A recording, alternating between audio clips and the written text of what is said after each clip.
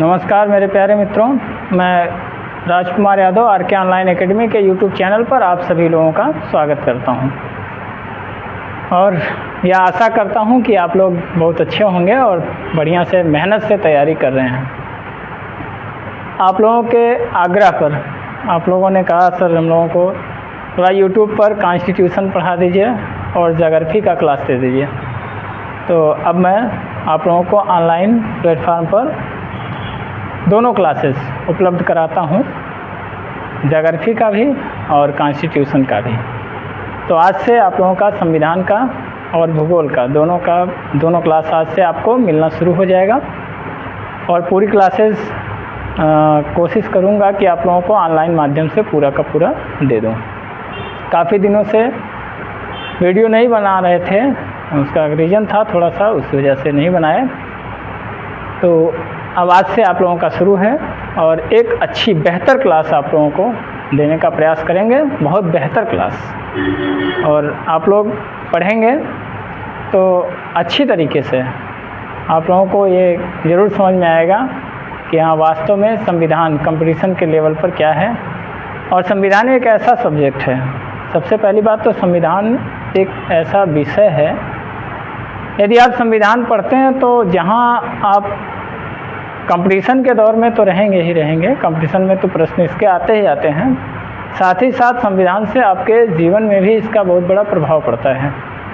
संविधान यदि आप अच्छी तरह से जानते हैं तो आप भारत के नागरिक हैं या नहीं हैं, पहले तो ये तय हो जाएगा। आप किस तौर पर भारत के नागरिक कहलाएंगे। आप भारत में रह कर के आप तमाम विधि विधानों को पढ़ते हैं, कानून के बीच में जाते हैं, संवैधानिक चीज़ों के बीच में जाते हैं और इस बीच में जाने के बाद कहीं कहीं पर आपको ऐसा प्रतीत होता है कि हम भारत के ज़रूर हैं, भारत के निवासी हैं, नागरिक हैं, यहाँ भारत में हमारी क्या क्या चीज़ें हैं हमारी हैं जिस पर हमारा अधिकार होगा, किन चीज़ों पर हमारा अधिकार होगा, ये सारी बातें आप इसको पढ़ने के बाद अच्छी तरीके से जानेंगे।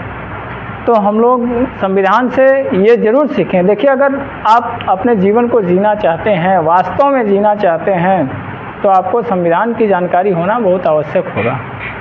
जब आप संविधान की अच्छी जानकारी रखेंगे तभी आप संविधान से एक अच्छे नागरिक का निर्माण करेंगे, अपने आप को एक अच्छा नागरिक बनाएंगे और एक स्वस्थ समाज का निर्माण होगा। संविधान हमारा अंधविश्वासों से दूर हटता है। संविधान हमारा आपको वास्तव में सिखाता है कि आप एक नागरिक हैं तो आपका कर्तव्य क्या होगा। आपका अपने देश के प्रति, समाज के प्रति, लोगों के प्रति किस प्रकार के भावनाएं जुड़नी चाहिए, क्या उद्देश्य आपका होना चाहिए। एक समाज का निर्माण करना है, एक समाज को बनाना है, तो आपका सामाजिक संवैधानिक चीज़ क्या होनी चाहिए। संविधान को पढ़ने के बाद सबसे बड़ी चीज़ जो 22 भाग में हमारा संविधान लिखा गया, जो संविधान को लिखा गया, संविधान हमारे भारत के लिए बना।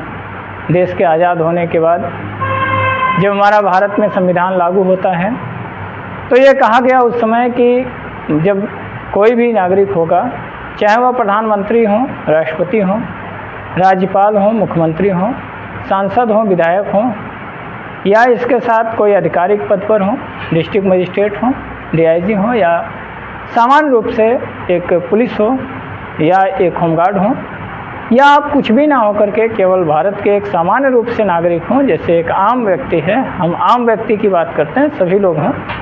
संविधान सभी लोगों के लिए बराबर होगा, सभी के लिए व्यवस्थाएं बराबर होंगी, सभी लोग यहाँ पर समान होंगे भारत के, और भारत में रहकर सभी लोग अपने अधिकारों का पालन करेंगे, अधिकारों को जानेंगे और उसी अधिकार के जानने के बाद आप अपने अधिकारों का मूल्यांकन, अपने अधिकारों का मूल रूप से उपयोग कर पाएंगे।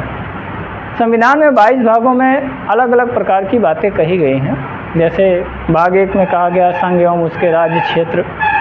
इसमें बात की गई है कि भारत जो है वो संघों का एक राज्य होगा। छोटे छोटे भारत में राज्य जरूर होंगे लेकिन ये संघ राज्य होगा। भारत में ये राज्य कई राज्यों में बटा हुआ भारत आपका, लेकिन उसके बावजूद भी भारत एक अखंड भारत होगा।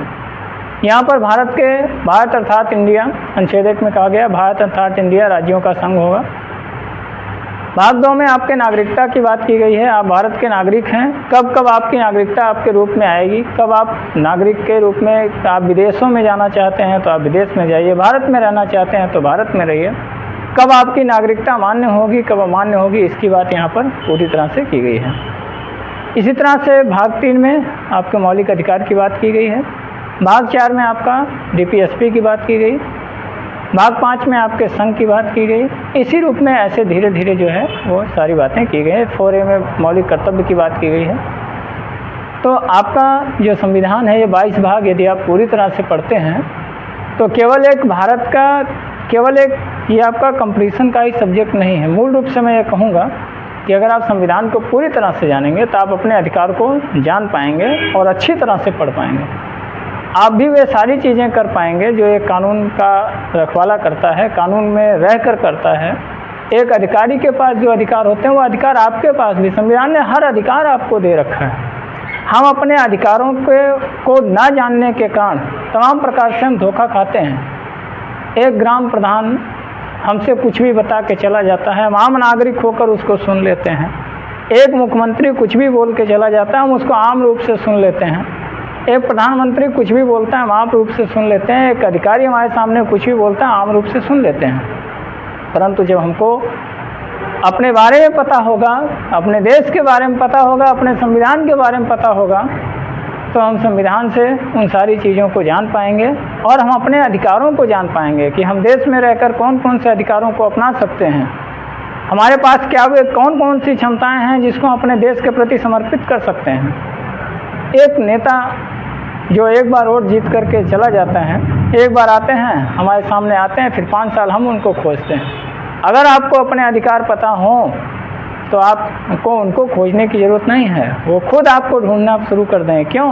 क्योंकि आपके मतों के बदौलत वो बन करके जाते हैं। तो मैं इन सारी चीज़ों के साथ लेकर के आ रहा हूँ आप लोगों को, एक बहुत बेस्ट क्लास लेकर के आ रहा हूँ और वास्तव में संविधान का एक जोरदार क्लास होगा, बहुत शानदार क्लास होगा, जिसको पढ़ने के बाद आप लोग एक अच्छे सामाजिक नागरिक तो बनेंगे ही, एक अच्छे समाज का, एक स्वस्थ समाज का निर्माण भी करने में आप लोगों का सहयोग होगा।